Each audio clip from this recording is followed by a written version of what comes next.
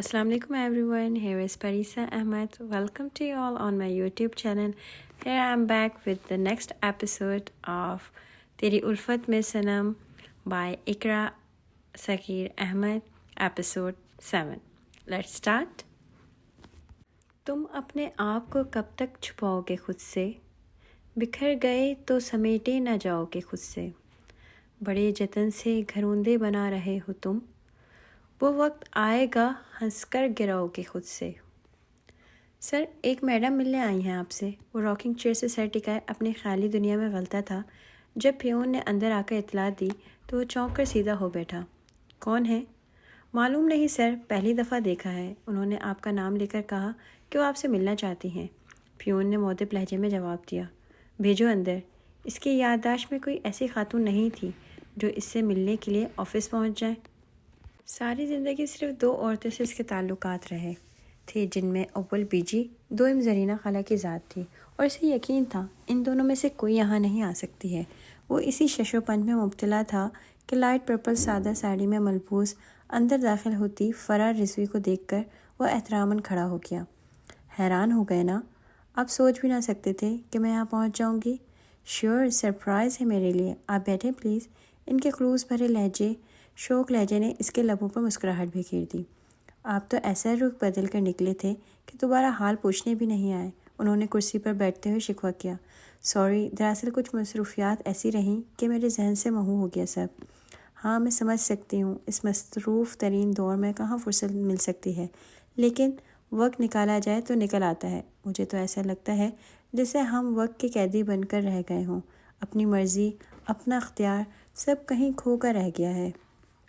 जी, आप क्या लेंगी, ठंडा या गरम?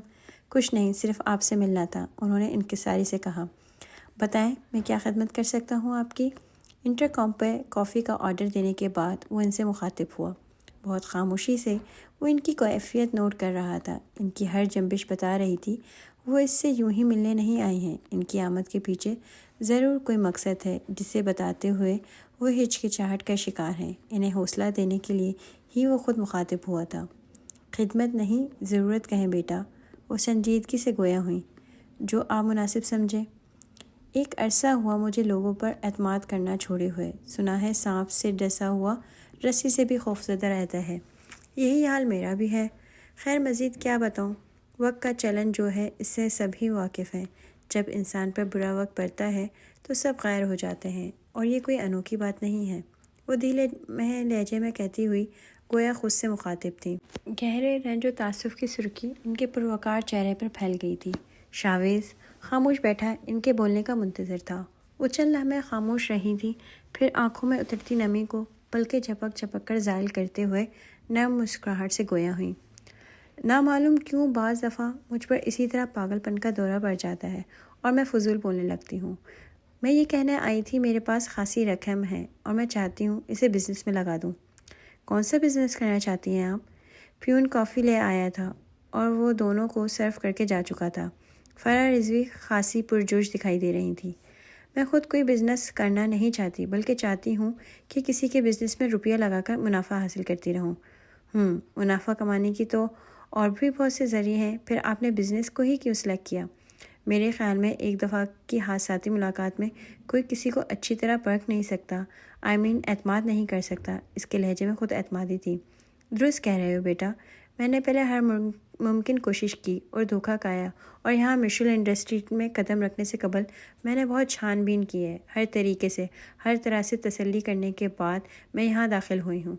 हसन बेग साहब की तो एक दुनिया मुतारिफ़ है, और फिर वो तो अपने हुस्न इखलाक से पहले ही गर्विदा बना चुके हैं. मुकम्मल भरोसे और पूरे एतमाद के साथ मैं आपके बिज़नेस में रुपया लगाने को तैयार हूँ. आप इतनी जल्दबाजी में फ़ैसला मत करें. पहले एक हफ़्ता आप ख़ुद सोच समझ लें. फ़र्म की जो हालत थी वो सबसे छुपी हुई थी. ऐसे में इनकी तरफ से शराकत दारी की ऑफ़र खासी पुरकशिश थी, मगर ऐसे में कुछ अरसा बहुत सब्र व ज़ब्त से काम लेने का था. किसी भी तरह वो फ़ौरी रकम की अदायगी ना कर सकता था, जिसकी यकीनन वो डिमांड करती कि वो तो बेग साहब की ईमानदारी और बिज़नेस की शोहरत सुनकर आई थी. इन्हें क्या मालूम, बाहर से खूबसूरत नज़र आने वाली इमारत अंदर से बिल्कुल खोखली और बोकस है, जो अपना वज़न सहारने की हिम्मत खो बैठी हो. वो भला किसी और के लिए किस तरह सहारा बन सकती है.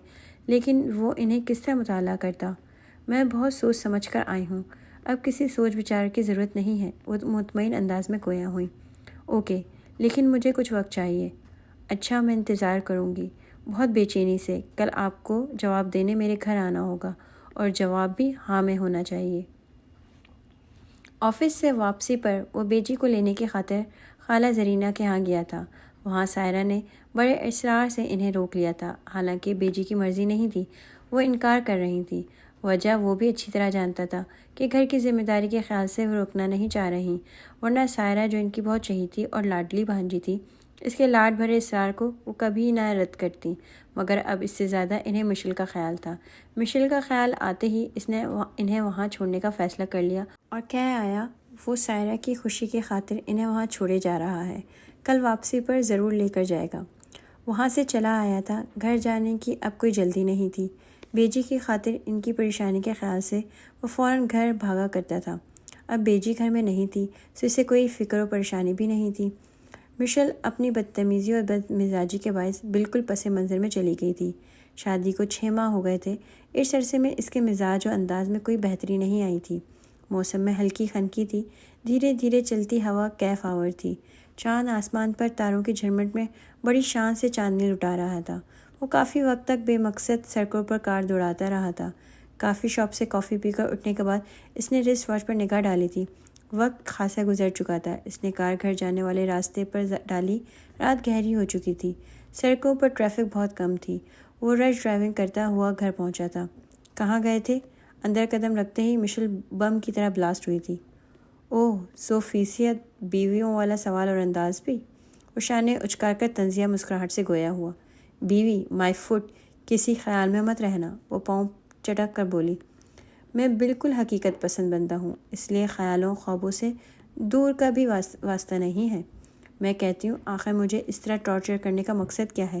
کس بات کی مجھے سزا دی جا رہی ہے؟ میں کب تک اس ڈرمے میں بند رہوں گی؟ تمہیں کوئی سزا نہیں دی جا رہی۔ کون ٹارچر کر رہا ہے تمہیں؟ وہ اطمینان سے صوفے پہ بیٹھ کر پیروں سے موزے اور جوتے اتارتے ہوئے گویا ہوا۔ یہ سزا نہیں تو کیا ہے کہ میں اپنی مرضی سے کہیں نہیں جا سکتی، نہ میرے فرینڈس مجھ سے رابطہ کر سکتے ہیں، مجھے قید کر کے رکھا جا رہا ہے یہاں، وہ تیز لہجے میں کہہ رہی تھی۔ جھنجھلاہٹ، اکتاہٹ، غصہ، کھسیاٹ، اس کے لہجے، اس کے چہرے، اس کے ہر عضو سے عیاں تھی۔ شاویز صوفے کی بیک سے ٹیک لگائے بہت ایزی انداز میں بیٹھا تھا۔ اس نے نگاہیں اس کے سراپے پر ڈالی، بلیک ٹراؤزر پر ہاف آستین کی سرخ شرٹ جس پر بلیک فینسی ورک تھا، ٹراؤزر کے کھلے پائنچوں میں بھی سرخ و سیاہی کا کام ہوا تھا۔ وہ سوٹ اس کے سانچے میں ڈھلے جسم پر غضب ڈھا رہا تھا۔ اخروٹی سرخ مائل بال شانوں پر بکھرے ہوئے تھے، کانوں میں بلیک سٹون کے خوبصورت ٹاپس جگمگا رہے تھے۔ چہرہ میک اپ سے بے نیاز ہونے کے باوجود بہت پرکشش اور شاداب لگ رہا تھا۔ وہ حسین تھی، چاندنی رات کی فسوس خیز روشنی کی طرح، موسم بہار میں کھلے گلاب کی طرح۔ حسن تو مرد کی کمزوری رہا ہے، پھر وہ بھی تو مرد تھا، کہیں نہ کہیں تو آدمیت غالب آ ہی جاتی ہے۔ اس نے اسے دیکھا اور دیکھتا ہی رہ گیا۔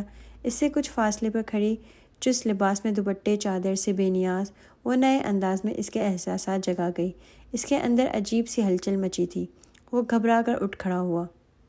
مجھے یہاں نہیں رہنا، دم گھٹتا ہے میرا یہاں پر، میں یہاں سے جاؤں گی، مشل اپنے مخصوص لب و لہجے میں کہہ رہی تھی، اور وہ اپنے اندر اٹھتے اضطراب کی کشمکش سے نبر ازما تھا۔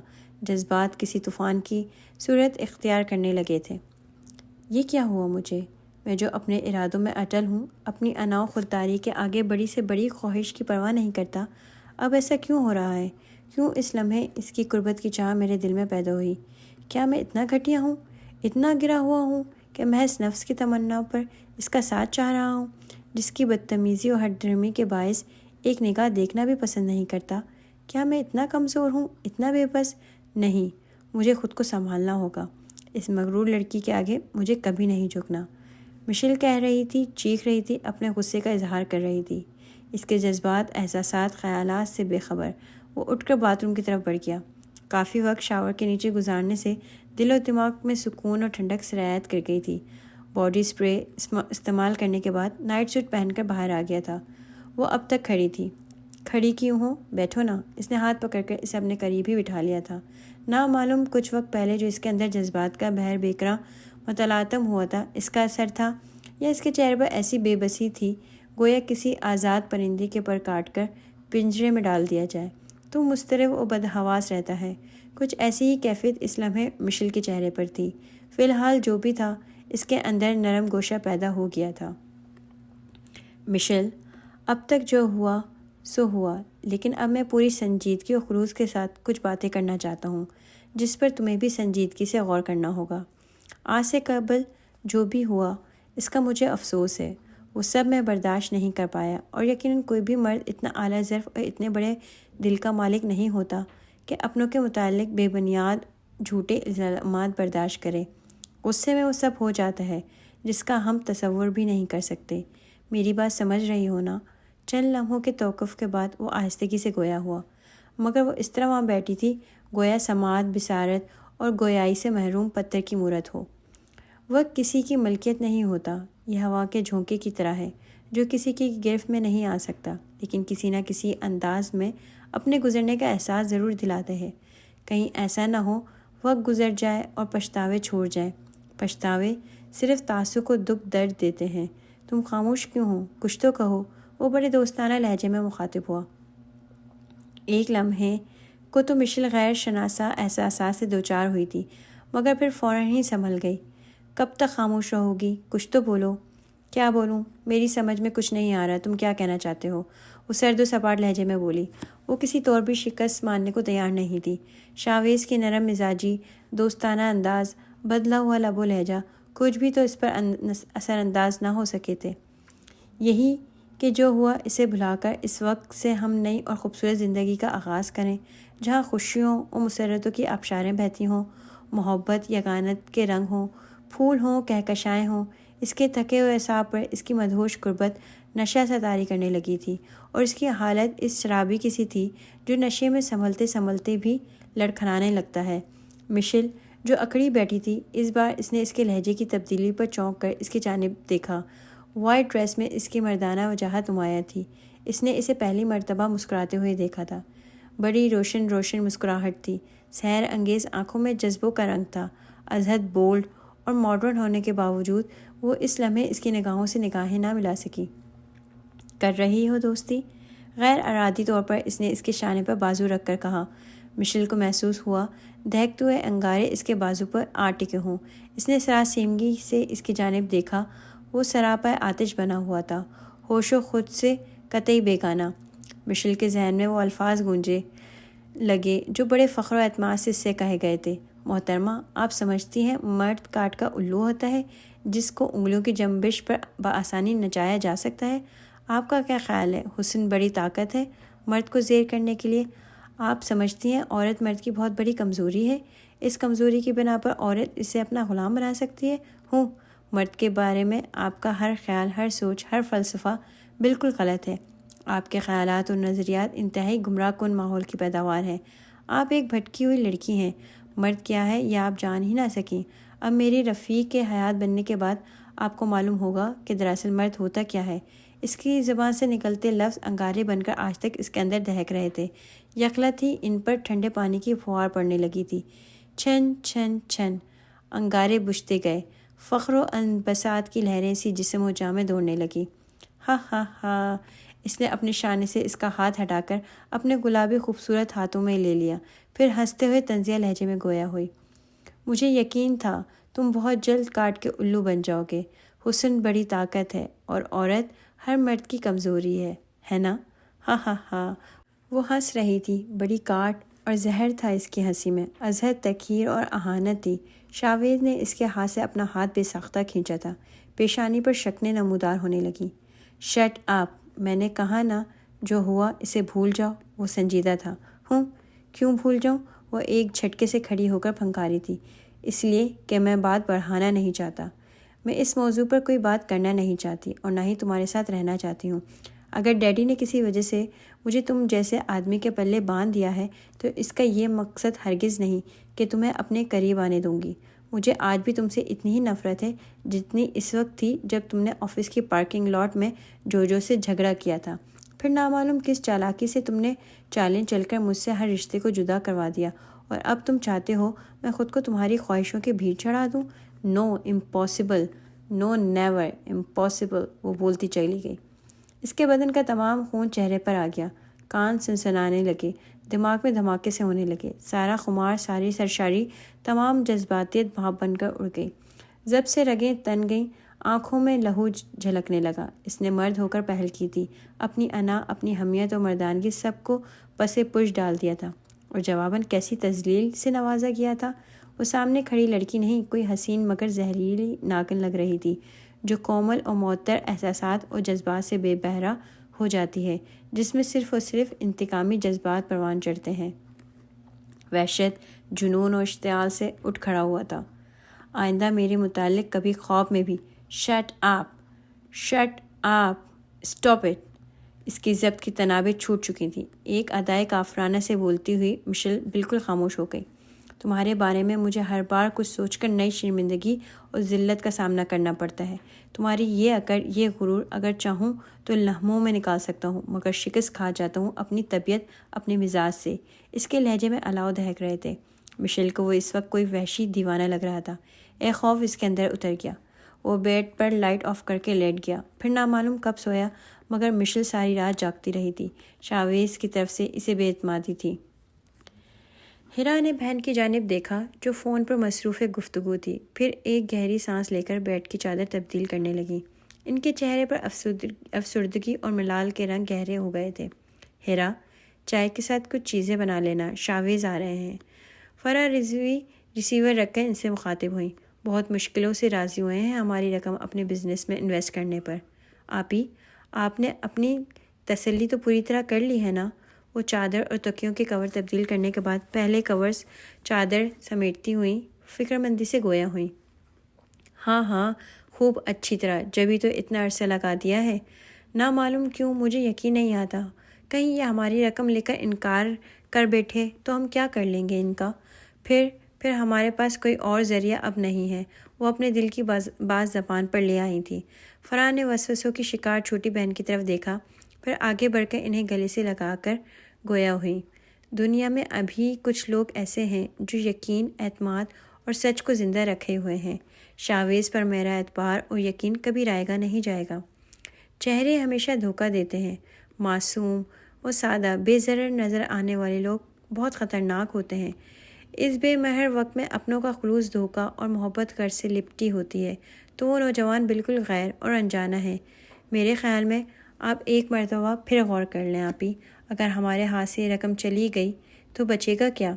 ہیرا ان کے قریب بیٹھ کر منہوم گفتگو تھی۔ اللہ پر بھروسہ رکھ کر بے فکر ہو جاؤ ہیرا، میں نے ہر طرح سے تسلی کر کے یہ فیصلہ کیا ہے۔ پہلے بے شک تمہاری آپی بہت بیوقوف اور ناسمجھ تھیں، اس ناسمجھی اور بیوقوفی کے ہاتھوں ازحد نقصانات سے دوچار رہی ہیں، مگر میں سوچتی ہوں ہماری ہر غلطی ہماری رہنمائی کرتی ہے اور میں نے ان سے سبق سیکھا ہے۔ چہروں سے دھوکہ کھانے کا وقت گزر گیا۔ وہ بہن کو مطمئن کر کے تیار ہونے لگی۔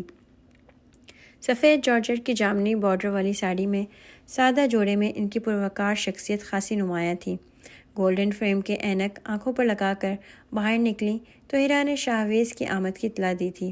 وہ سیدھی ڈرائنگ روم کی طرف بڑھ آئیں۔ السلام علیکم۔ بلیک پینٹ اور اسکائی بلو شرٹ میں ملبوس شاویز سلام کرتا ہوا احتراماً کھڑا ہو گیا۔ وعلیکم السلام بیٹا، بیٹھیے آپ، وہ جواب دیتی ہوئی اس کے سامنے والے صوفے پر بیٹھ گئی۔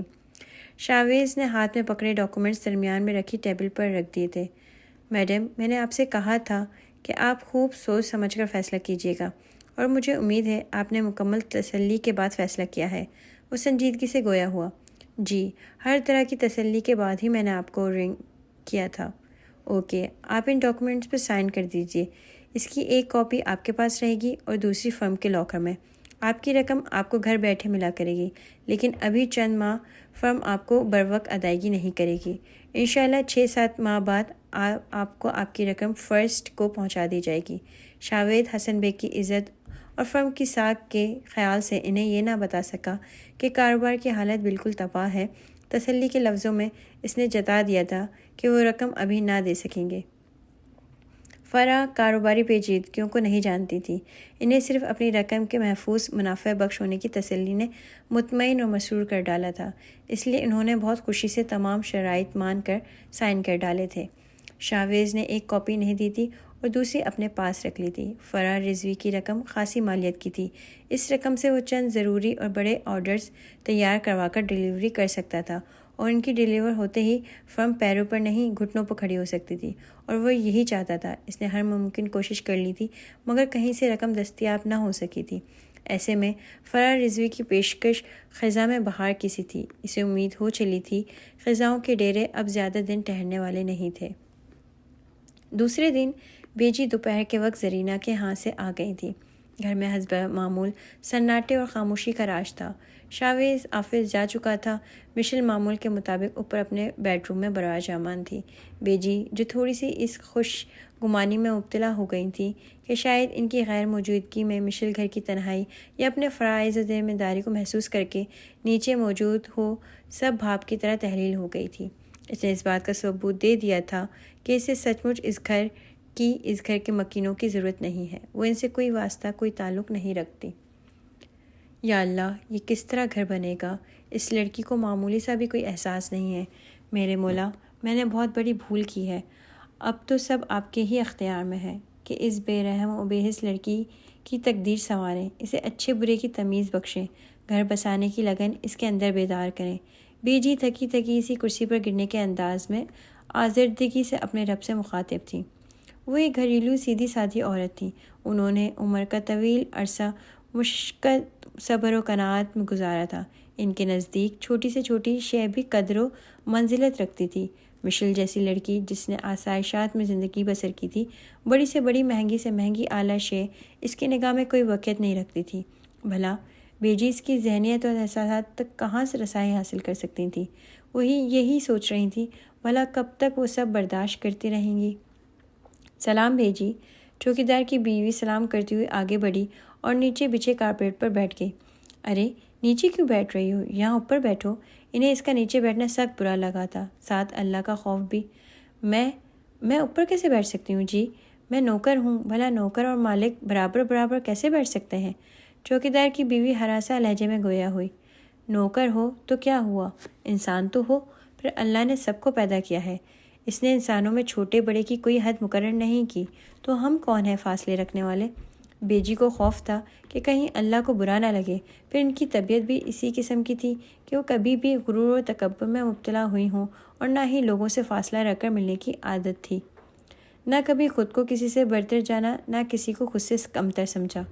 چوکیدار کی بیوی ان کے ہاتھ پکڑ کر بٹھانے سے اوپر بیٹھی، مگر وہ جھیپی سی تھی۔ میں نے صبح ناشتہ بنا دیا تھا اور دوپہر کے لیے آٹا گوندھ کر فریج میں رکھ دیا تھا۔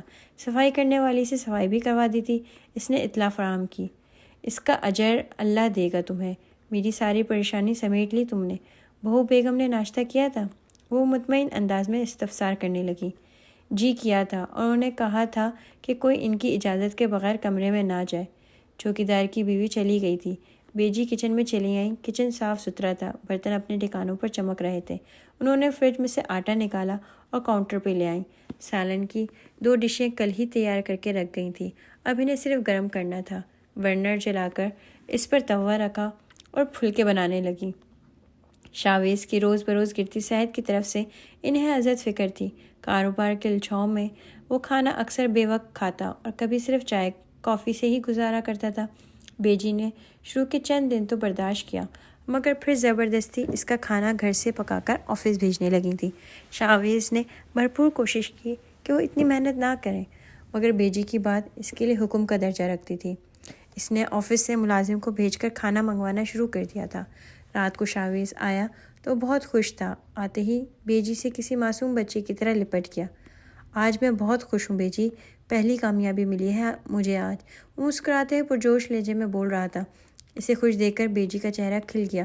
ماشاءاللہ، پروردگار تمہیں اس طرح کامیابیوں، کامرانیوں، مسرتوں سے نوازتا رہے۔ بیجی پوچھیں گی نہیں یہ کس طرح ہوا؟ وہ بازو کے سہارے انہیں لاؤنج میں لے آیا۔ جانتی ہوں یہ سب تمہاری محنت اور میری دعاؤں کا نتیجہ ہے۔ آف کورس بیجی، آف کورس، آپ کی دعائیں میرے ساتھ ہیں، میرے ساتھ نہ ہوتی تو میں ایک قدم آگے نہیں بڑھ سکتا تھا۔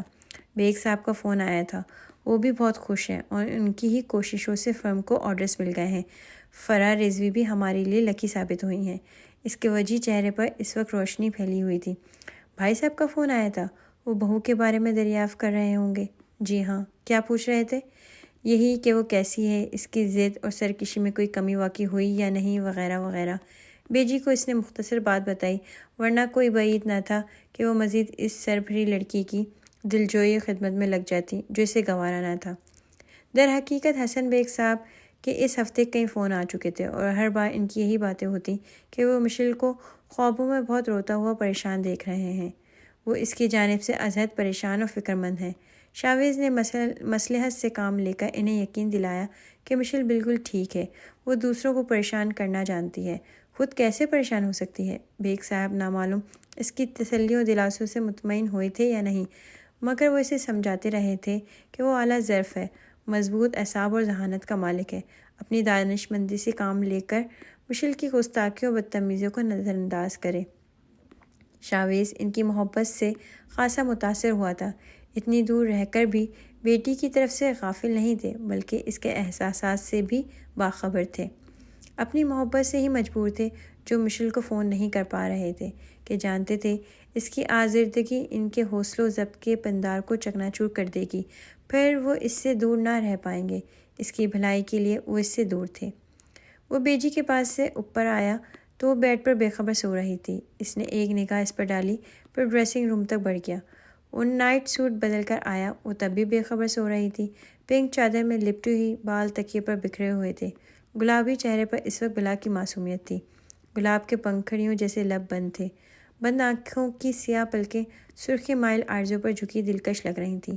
سوتے ہوئے وہ کس قدر دلکش، حسین اور معصومیت کا پیکر لگ رہی تھی۔ کمرے میں خوفناک تاریکی تھی، صرف ایک سائڈ لیمپ سے نکلتی فسوس خیز روشنی میں بیڈ پر اس کا جسم پھیلا ہوا تھا۔ اس وقت وہ کوئی اپسرا دکھائی دے رہی تھی۔ وہ ایک ٹک اسے دیکھ رہا تھا، دل میں کوئی ہیجان انگیز جذبات نہ تھے، سوچیں صاف ستھری تھیں، احساسات پر بیگ صاحب کے التجاؤں کا اثر تھا۔ وہ بالکل غیر ارادی طور پر اسے دیکھ رہا تھا، جیسے کسی خوبصورت منظر کو شوق و ذوق سے دیکھا جاتا ہے۔ اسے حاصل کرنے کی، پانے کی کوئی خواہش نہیں ہوتی ہے، صرف نگاہوں کو بھلا لگنے کے باعث بندہ بے اختیار نگاہیں جمائے رکھتا ہے۔ نامعلوم اس کی نگاہوں کی حدت کی تاثیر تھی یا کوئی اور احساس۔ اس لمحے جب وہ کچھ جھکا بڑی محویت سے اسے دیکھ رہا تھا، مشل نے پٹ سے آنکھیں کھول دیں۔ پہلے تو غنودگی سی کیفیت میں اسے خود پر جھکے دیکھتی رہی، پھر جیسے ہی غنودگی پر حواس غالب آئے، پہلے حیرت سے اس کی آنکھیں پھیلی، پھر وہ چیخ مارتے ہوئے اٹھ کر بیٹھ گئی۔ شاویز جو اسے اٹھتے دیکھ کر چونکا تھا، اس کی چیخ نے اسے بھکلا کر رکھ دیا تھا۔ کیا ہوا؟ ڈر گئی؟ تم کیا کر رہے تھے؟ وہ گھبرائی بکھلائی اٹھ بیٹھی تھی۔ میں کیا کر رہا تھا؟ وہ بڑبڑایا، پھر گویا میں تمہیں دیکھ رہا تھا کہ تم سوتے وقت کتنی معصوم و بے ضرر لگتی ہو۔ یوں کیوں نہیں کہتے کہ میری نیند سے فائدہ اٹھانا چاہتے تھے؟ تم جیسا گھٹیا انسان سے اور توقع بھی کیا کی جا سکتی ہے؟ کسی ناگن کی طرح غصے سے پھنکارتی بیڈ سے اتر آئی تھی۔ اس کی آنکھوں سے چنگاریاں سی نکل رہی تھی، چند لمحے قبل نظر آنے والی معصومیت غائب ہو گئی تھی۔ گلاب کی پنکھڑیوں جیسے ہونٹ آتش فشاں بنے ہوئے تھے۔ شاویز مہچکا رہ گیا۔ ہر بات کا الٹا مطلب مت لیا کرو، اس نے آہستگی سے کہا۔ کیا الٹا مطلب؟ ابھی میری آنکھ نہ کھلتی تو میری نرمی سے ناجائز فائدہ مت اٹھاؤ، میرا ارادہ کچھ نہیں تھا، یہ سب فضولیات تمہارے گمراہ ترین دماغ کی اختراع ہیں، لیکن میرے نفس کا پیمانہ تمہارے ذہن کی طرح تنگ و تاریک نہیں ہے، اور ویسے بھی میں اپنے آپ کو کسی ایسے گھٹیا کام کے لیے آمادہ نہیں کر سکتا جو میرے ایمان، میرے ضمیر، میرے کردار، میری شخصیت کو مس کر دے۔